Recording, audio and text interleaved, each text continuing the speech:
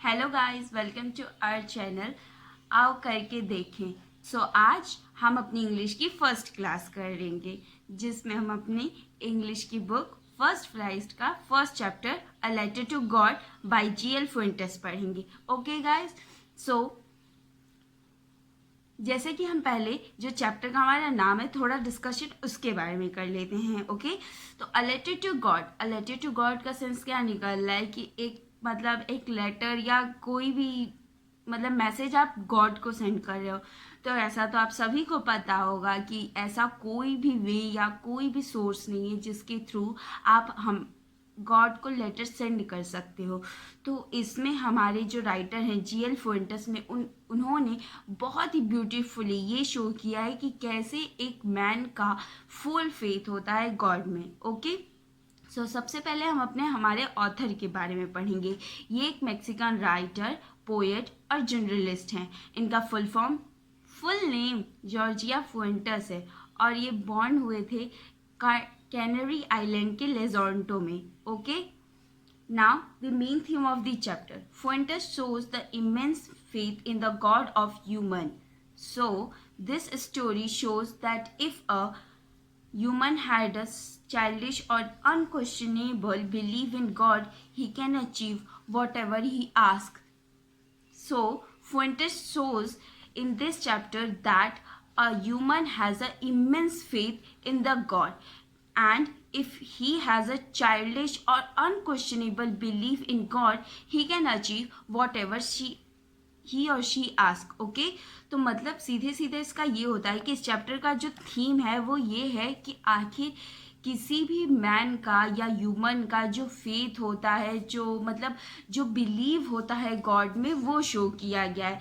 इसमें ये दिखाया गया है कि अगर एक ह्यूमन का childish believe, as you all know that कि चाइल्ड किसी चीज़ पे अगर बिलीव कर ले तो वो बहुत ज़्यादा ट्रस्ट करने लगते हैं किसी पे भी, चाहे वो ह्यूमन हो या गॉड हो।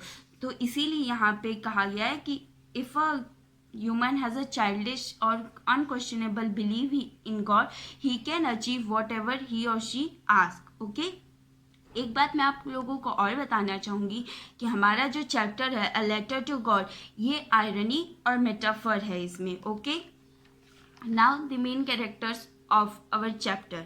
लेंचो प्रोटागोनिस्ट वो होता है जो हमारी चैप्टर का, स्टोरी का, मूवी का, फिल्म का जो लीड रोल होता है या सो कॉल्ड एज हीरो होता है, उसे हम वो होता है प्रोटोगोनिस्ट। और हमारी स्टोरी का जो लीड रोल में है वो है लेंचो। एक और इसमें मेन कैरेक्टर है, वो है post master. Okay, I hope you all understand. Introduction of the chapter. The story moves around the faith of human in God. जो पूरी स्टोरी है, मैंने पहले भी ये बात बताई आप लोगों को, जो पूरी स्टोरी है वो ह्यूमन की गॉड के फेथ में ही इसी के मूव अराउंड करती रहती है। This story is set in the Latin American set, as our writer is a Mexican writer, so he set our story in a Latin American set. Okay, Lencho, a farmer who has a blind belief in God, and he writes a letter to God asking for help, and at last he got the help. Lencho जो है, जो एक farmer है, किसान है, वो उसका blind believe है गॉड पे, अनक्वेश्चनेबल, इतना ट्रस्ट है कि कहा कुछ नहीं जा सकता उसके लिए।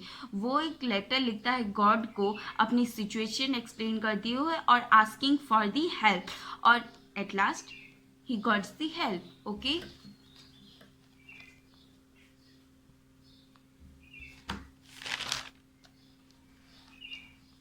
so now we'll proceed further in our chapter. So now we will look at the summary.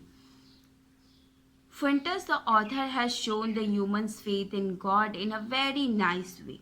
The story starts with a description of a beautiful house which was set on the crest and had a very beautiful surroundings. This house belongs to the farmer whose name is Lencho. तो फुएंटेस जो हमारे writer जी हैं, इन्होंने human faith जो God में है उसे बहुत ही प्यारे तरीके से, बहुत अच्छे तरीके से इस स्टोरी में दिखाया है। ओके, तो स्टोरी स्टार्ट होती है एक ब्यूटीफुल हाउस के डिस्क्रिप्शन के साथ। ये हाउस जो कि क्रेस्ट पे है।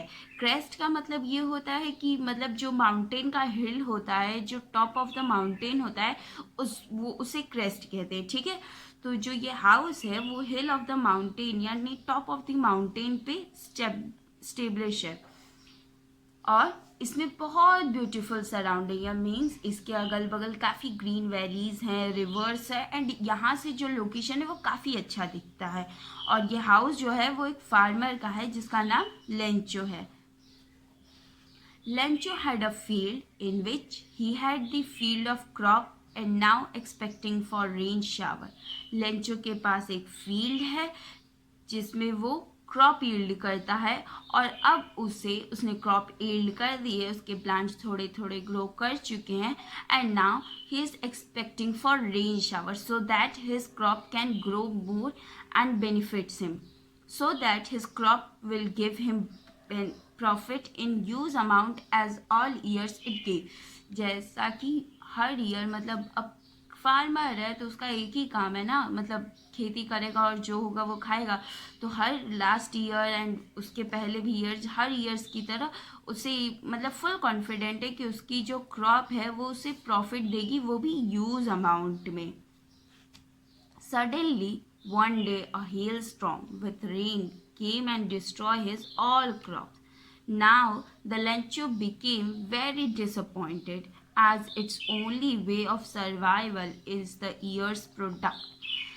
एक दिन suddenly hail storm with rains. Hail storm का मतलब होता है बहुत तेज हवाएं, वो भी ओलों के साथ, मीन्स जो वो क्या बोलते हैं आइस के जो छोटे छोटे टुकड़े नहीं गिरते उससे, उसके साथ, और रेन, ये आते हैं और बेचारे की सारी फसलों को बर्बाद कर देते हैं। इसलिए वो काफ़ी डिसअपॉइंटेड हो जाता है क्योंकि उसकी पूरी फसल, जो उसका पूरा क्रॉप होता है कॉर्न का, वो डिस्ट्रॉय हो जाता है, और जिसकी वजह से अब वो उसके सर्वाइवल पे बहुत बड़ा क्वेश्चन मार्क लग जाता है, क्योंकि उसकी जो सर्वाइवल का ओनली वे रहता है वो ईयर्स प्रोडक्ट रहता है। अब तो ईयर्स प्रोडक्ट बचा नहीं तो उसकी सर्वाइवल पे क्वेश्चन मार्क बन गया। Now we will proceed further. Now the whole family of Lencho became disappointed, but due to their faith in God, they believed and had last hope that God will help them.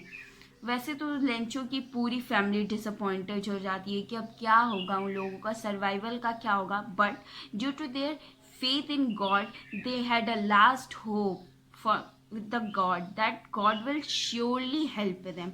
The Lencho, who is a farmer and day and night work in the field, knows how to write, and finally he decided that he will write a letter to God explaining about his situation and asking for help, and in help he asked for 100 pesos.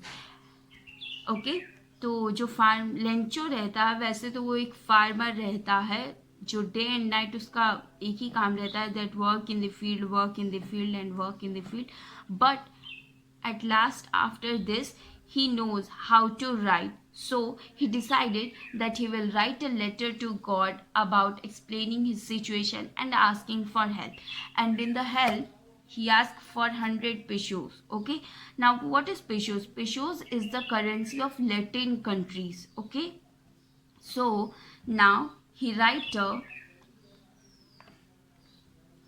letter and went to town for post the letter. When the Lencho is posting his letter, the postmaster noticed it. Firstly,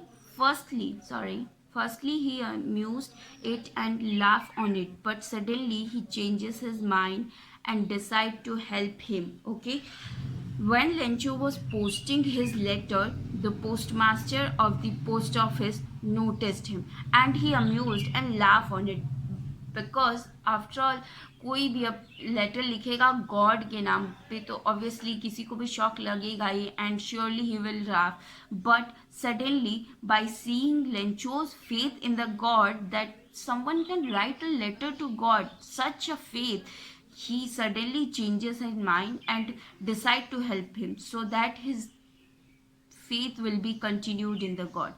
Then he himself contribute from his salary and also collect from the post office employees who were obliged to give something as a charity. But he was unable to collect fully amount which was asked by Lencho.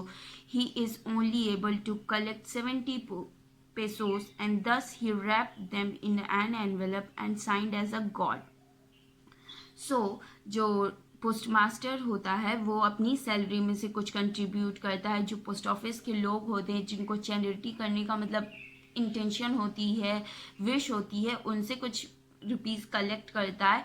And after this he is unable to collect the full amount. The full amount is 100 pesos. So he is unable to collect full amount. So he is able to collect only 70 pesos.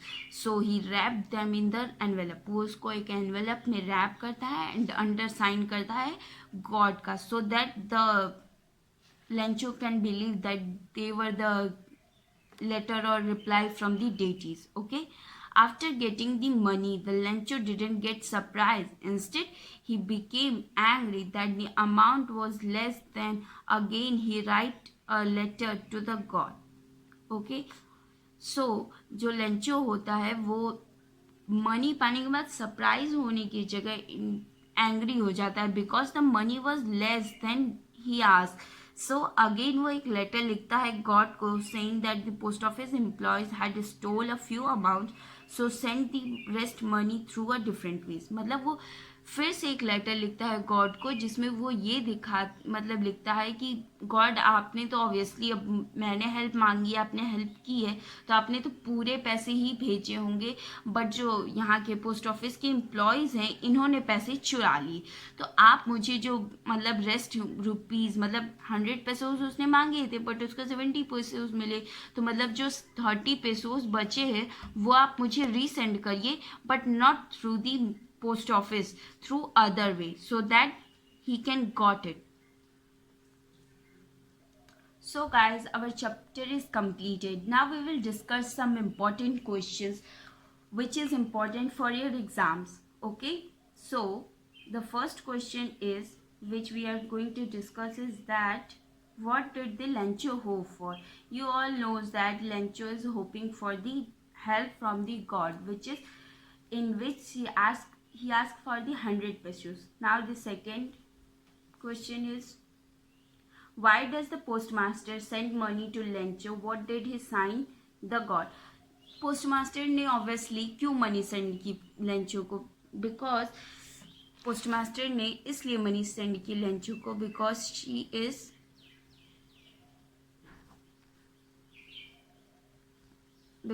he is willing to help him, and also he wants that the Lencho's faith should not be finished. Means he wants that Lencho's faith is fully continued, because in his lifetime he surely seen a first person who had such faith in the god. Okay, and this is our question. I hope you all like my video, so please comment and share my video. Also, if you have any complaints or regarding my video, so please comment and tell me. Okay, thank you.